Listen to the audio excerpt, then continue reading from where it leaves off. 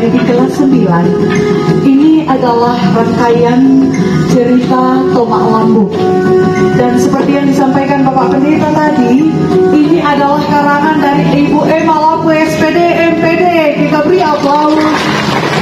Dan juga kami beri kesempatan kepada Bapak Ibu atau dari rekan-rekan peserta didik dan Bapak Ibu guru, staf pegawai, tak koko-koko seputa, baik Desia Isina, tak tulak kita mai anak-anak kata, lalu talenta tuna, apoi si bisa anak. Ini biasa.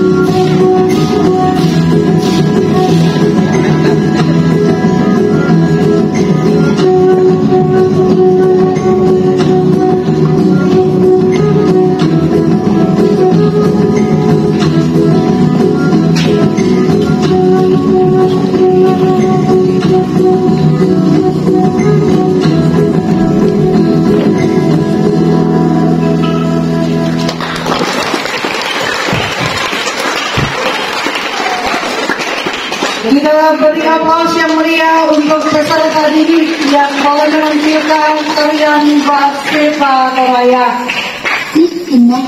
Bapak Ibu orang